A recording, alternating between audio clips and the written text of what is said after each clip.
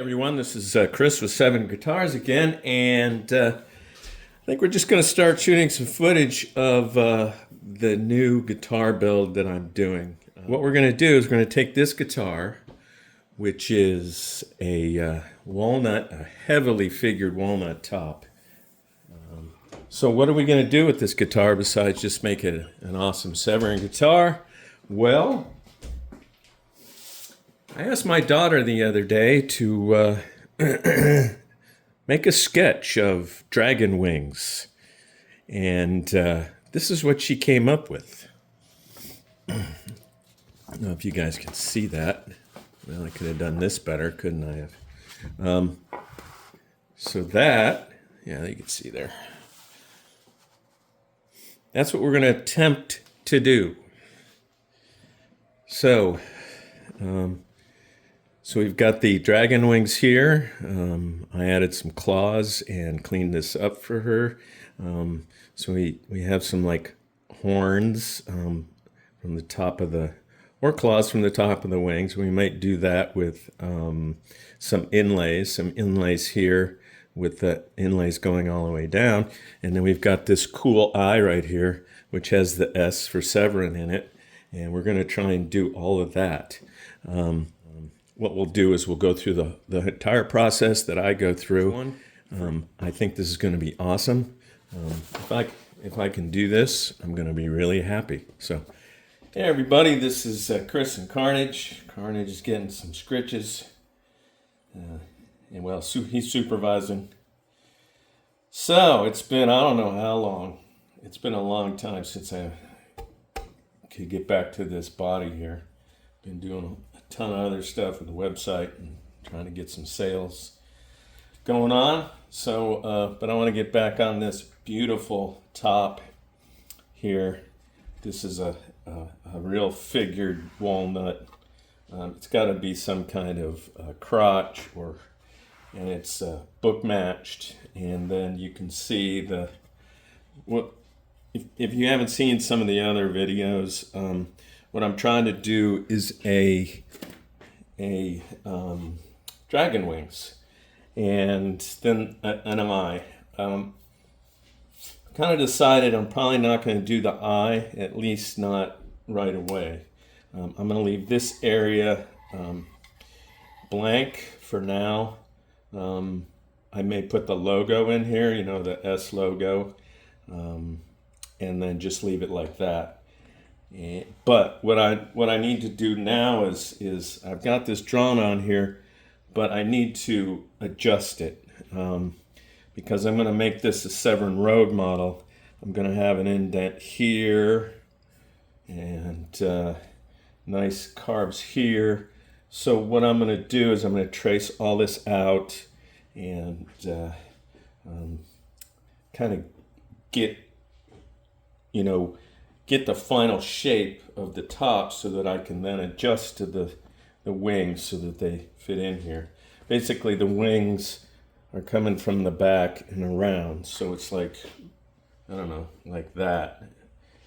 Not sure that'll look good or not, but we are going to see. And again, this is a design that my daughter came up with. She's a pretty good artist. She also came up with our headstock design. Nice and simple and sleek. Looks pretty good. I like it. This piece of walnut, I think, is going to really work out for being carved. It's just got these beautiful, I don't know what you would call them. It's just really cool. So anyway, that's what I'm going to do now. I'm going to draw and basically this is going to be another Rogue. All right, everyone. I have come up with the design. This is based on the Severin Rogue. We're going to make some cuts here. Goes in here. I'm going to make a nice forearm carve here. We're going to go in there. And then this is going to be all beveled all the way around. What I'll do is I'll show this as we go. And when I actually start carving it, I'll film that also. But First step we're going to do is, if you can see here, I'm going to take this over on the bandsaw, and we're going to take this chunk out of there. Is that a trapezoid out of there? And then we'll pretty that up and get all the lines straight and make sure everything is smooth. And then we're going to start carving this whole thing out. And then once we get it carved, then we'll redo our design and for the wings and stuff like that. So, all right, everyone. Our next step. Well, we've cut this out on the bandsaw. I don't know if you can see that. And now I just got to clean it up and make it straight. And what I'm going to do with using that is, these are Japanese hacksaw files. You can see it. It's basically a bunch of hacksaws with fine teeth on one end and coarse teeth on the other. I've pretty much worn this one out, I think. It's still pretty sharp, so I bought another one. And then we'll finish it off with files and then 100 grit sandpaper. And also for the corners, this one's all busted because I was using it for something else, but I'll take popsicle sticks and create little sanding blocks out of them. So I'm going to go ahead and do that, and I will show you guys the outcome. Oh, hey everyone. All right, we're going to start the carving. I haven't cleaned this end up yet. I wanted to go ahead tonight and start carving. I'm going to work on these two carves here.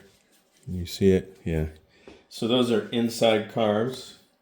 So you need a rounded file, or this is a microplane. And then here's a small one. Use those to get most of it. And then I use these. These are, I think, Japanese needle files. I won't use the Japanese hacksaw file for inside corners, just outside stuff and flat. And then I will clean it up with this. And, well, actually, that's a little rougher file, and then this one. And then I will clean it up with, if I have any spots that need to be fixed or, really smooth, I'll use these plain, these are Japanese plain files, I think they're called. And then this is just a small rounded file. So between that and then after I do that, I'll hit it with some sandpaper. I don't know if you can see that. I started it. And so when you carve, what I do is a thing called faceting. You can make round shapes. Basically, you're just taking the edge off. So here, I could work my way around on this top edge and then go down a little bit and then get that done. And then we can get this completely flat. We can go completely flat if we want, but you can't get a good line. So I like to get my line, make sure it's coming down really good, and then I'll work this middle part flat and work it to the line.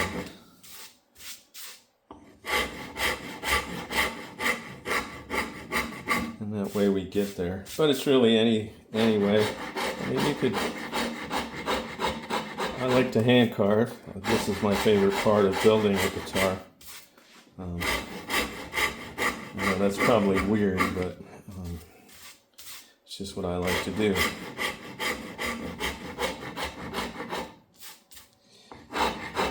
When I do it this way, I can make sure my lines are nice and clean and that they flow.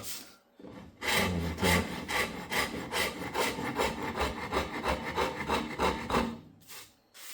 so it's not really that hard. It's just time. Little time, a little playing with files. Anybody can do this, really. Just moving stuff back and forth. You know, that's all I'm doing. And then, so how did I get to this point where I can make guitars? Practice. You know, it's experience. There are some keys to things in the shop, like learn how to make things flat first before you get all, you know, it's like my dad used to say, focus on the basics. And then everything is made up of basics. So I forgot to mention that once I get this close, I will use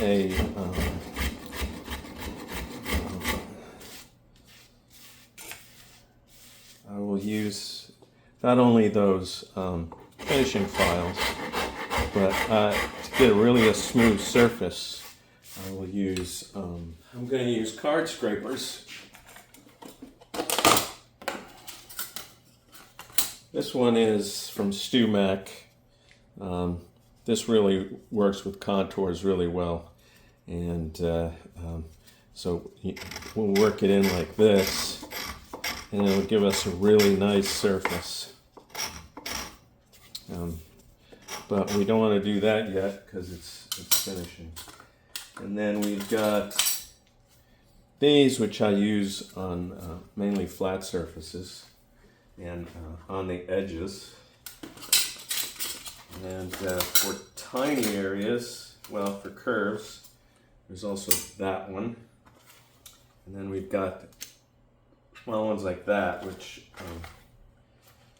and then that. For really small, precise spots, those are really helpful.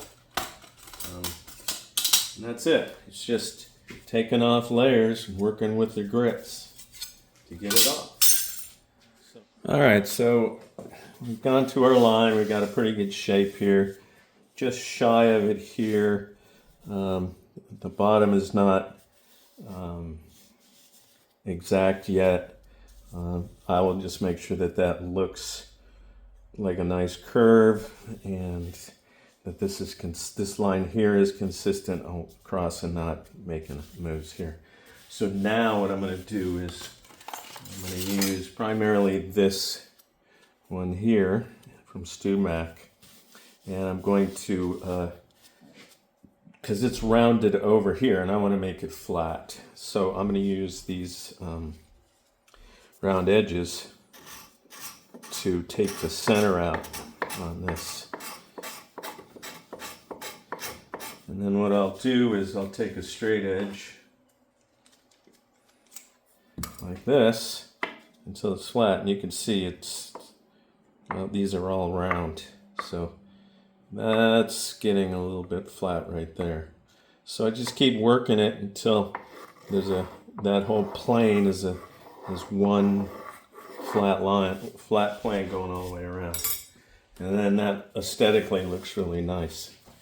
So, all right, so we're almost there. Well, you're there when you're there, I guess. But it is getting close. It's starting to get flatter in here. It's like we were just doing, taking off just a little bit at a time, and you're carving with a piece of metal,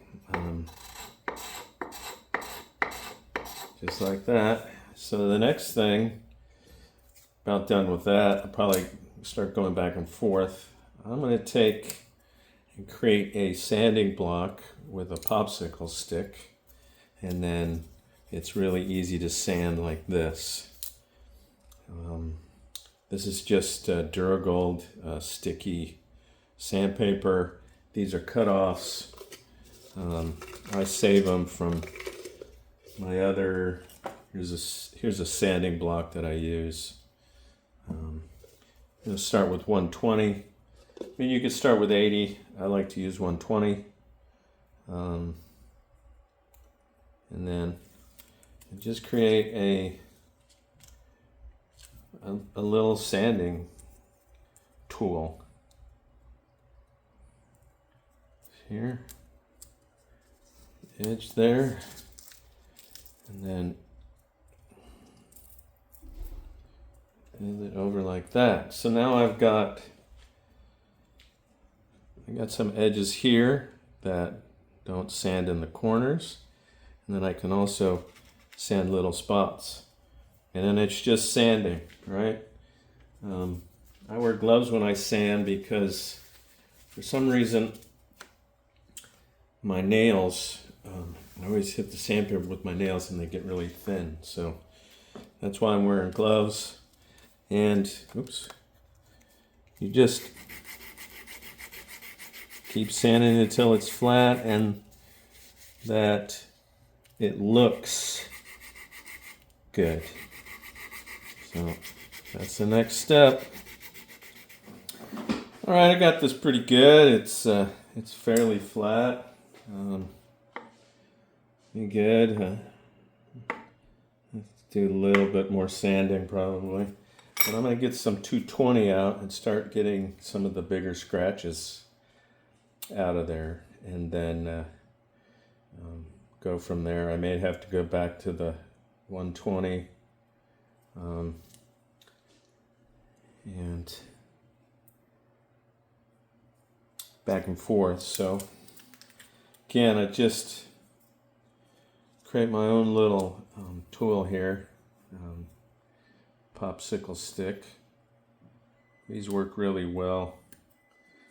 You can buy those grits, and I have some of them, but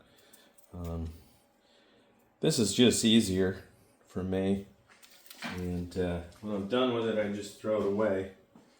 And those other ones, they're kind of expensive in the long run. So again, I'm just going to keep sanding this until it's nice and pretty. I'll get it to 220, and once I get it to 220, I'll move on to the rest. All right, so got this pretty good, and I'm going to really clean this up with a sanding sponge and some 220. Now when you sand with a sanding sponge, don't leave it loose and don't press down hard. What I do is I'll create it and make sure that it's tight, and that way you don't get, because you want these edges to be pretty sharp, right? You don't want to go over the edge. It just, you want a good separation in everything. So just be careful when you sand. So we're going to get this to where we want it, and what I will do is we'll do like a reveal once I think it's done, and we'll put some naphtha on there, and then we'll see what it's going to look like with some finish on it. So, all right, so we're going to hit this with some naphtha. Naphtha is lighter fluid. It's a solvent. It's real similar to mineral spirits. They're both hydrocarbon. I like to use naphtha. You can use mineral spirits too. You can use water if you want, but water's going to raise the grain. And we don't want to really do that at this point. And water and mineral spirits, it takes them a lot longer to evaporate. And if you're working in a shop and you need to keep moving it, you don't really want to wait. So let's just see what this looks like. Now this is also just a little bit, this will also reveal any big scratches or places that we have to fix. So let's just see what, that's going to look nice. Look at that curl in there. So that's pretty good. Still got some scratches, 220 scratches, but for now, when we do this is good until we go to the next sanding step, which, all right, so we have done our cars up here to start out with. And now you'll see right here, where's my pencil? Okay. We've got a pretty deep carve going right to here. and then a shallow carve with a bevel here. And this area here, that's quite a lot of wood to get out with just a file or a set of files, or even this hacksaw file. I have done it, but it's easier to take a Japanese saw and then make a series of cuts, and then take a chisel and bang those out of there. So you just take your saw, get it started, light touch, get it started, and then you cut just short of each line. And then I'll do that. I'll show you what we end up with, and then I'll show how I knock those out of there with a sharp chisel. So, all right, so now we've got all our little tiny cuts, and now we get a dead blow hammer. This is one I made. It's and then I usually go from the other side, and we just get it started. You know, take out one blade at a time.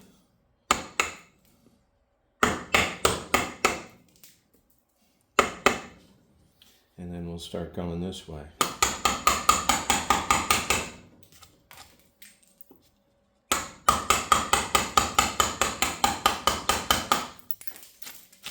And that makes that a quicker job. So I'm going to get all this out of here, and I'll show you when I'm done. All right, so there we are. It's not perfect, and it's not going to be until I get this all carved out, and I'll usually use this, or all of our different tools that we've got here. It depends, and we'll just hog this out of here. This one works really good for these edges because I like to use a flat one for outside curves, and then for inside curves like here, you use a round over one. So like up here, we use mainly round over pieces. So we'll get that all cleaned up, and I'll get this bevel over here, and then I'll show you what it looks like. All right, there we have the preliminary carve. We'll need to sand this up and make sure our lines are nice. So we have a little up here.